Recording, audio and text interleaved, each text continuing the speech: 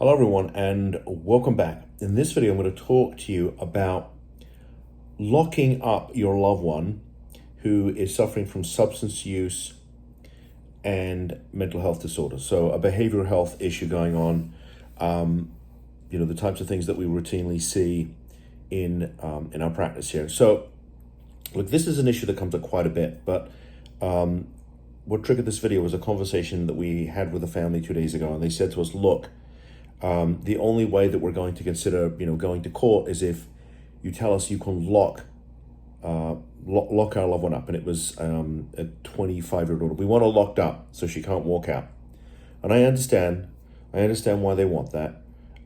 So let me explain to you, there's really three ways that somebody gets locked up. And when I mean locked up, I mean that they are physically restrained. They're not able to leave. Okay, so the number one way, and there's no real order here of importance, but is when a judge sanctions somebody, in other words, potentially holds them in contempt and places them in jail for violation of a court order. Number two, the state of Florida locks you up in the criminal justice system. Or number three, the state of Florida locks you up in the mental health system. The mental health system being the Baker Act, the criminal justice system being obviously you've been charged with a crime, perhaps you've even been convicted, and now you've been sentenced. The first way deals with violation of a court order. So for instance, someone's been Marchman acted, someone has been declared incapacitated, and now there's a guardianship over them, and the guardian has made requests that are in the best interests of the ward, and the ward says, I'm not doing it, and now the judge brings them back in and considers some type of sanction for disregarding the wishes of the court-appointed guardian. Now, when it comes to Marchman Acts, when it comes to guardianships, there are some facilities that I would consider non-secure, and there are some facilities I would consider secure. And when I say secure, I mean that the doors are locked, so it's not so easy to get out.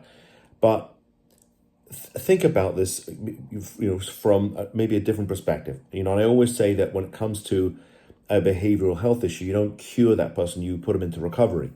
Now, in my world, I think that's very similar to, say, God forbid, somebody who had cancer and they experience remission.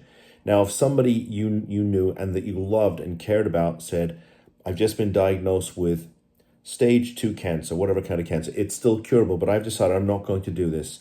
I don't want to do this. Would you want to lock them up? Would you want to punish them for this? What about if somebody had heart disease? Are we going to lock those people up if they say, I don't want the treatment, or I don't agree with the treatment that's being recommended? Are we going to punish them for this? I mean, obviously not, right? I mean, I'm being a little tongue-in-cheek here, but you get the idea. So somebody who has a behavioral health issue has a disease, okay, and it renders them unable to make a decision to save themselves, but they are not we're not saying they're a bad person, they've done something wrong, they're sick, and the law does not allow me to incarcerate them, for lack of a better word. So even if I place them, even if I get a court that gives us the authority to place them in a secure facility where the doors are locked, that facility cannot physically restrain the person. I mean, you can't. We're not imprisoning these people. We're not imprisoning your loved one. Now, obviously, if in the middle of somebody being in a treatment facility, they have some type of psychotic break, then the facility is free to initiate a Baker Act, which involves basically the state getting involved, and now the state can place the person in a secure lockdown facility. Because remember, it's only, other than a judge issuing some type of sanction, it's only the state that can lock people up. So I get it. You want your loved one not to be able to walk out. But in this particular case, the reason that this individual had never stayed in treatment long enough was not because they weren't in a locked facility. It's because there'd never been a court order in place, and so that every time the person walked out, there were no consequences for them doing so. And so what makes the Marchman Act and or the guardianship, if they're done together, work for the most part, and what enables us to get great results is because that if the person doesn't follow the court order, right, the mandate that's been issued by a court, we can go back to court and have them sanctioned. In other words, there are consequences for not doing the treatment.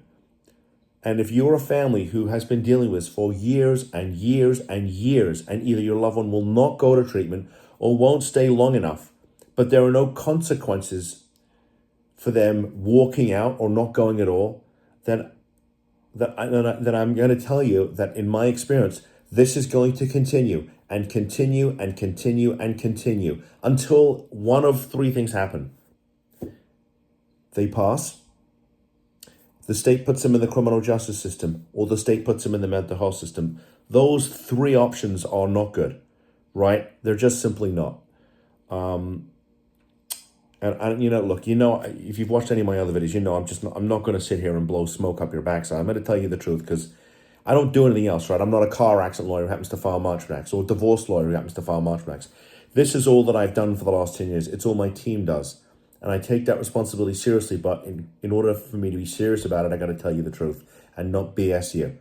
This is how it works. So if you have a loved one who is in crisis and you are sick and tired of being sick and tired, reach out to us. Let me see what I can do to help you. If I can't help you, I'll tell you. My team will tell you. If we can, great. I'm going to give you some options and tell you what we can do for you. And then you'll decide if you're willing to make that commitment or not. And again, this is a no judgment zone. You call us up, it's confidential. If you don't want to do this, that's okay. I'm okay with that. I'm not going to tell you what to do. I'm going to give you some options on how you can save your loved one, and you'll decide if that works for you. Anyway, with that said, I appreciate you tuning in. If you like the content, I would really appreciate the thumbs up. Apparently it helps the YouTube or Google algorithm. I'm not really a tech guy, but I'm told it helps. And if you could subscribe to the channel, I'd appreciate that too, so you get some notifications, because I try to do a video every day. Not every day, but most days I'm putting out content. If you have questions, post them in the comment section. If you want me to make a video about a certain issue, yeah, put it in there too. I'm happy to put out as much content as I can so you get the information you need. So anyway, with that said, I appreciate you tuning in, and take care. Bye-bye.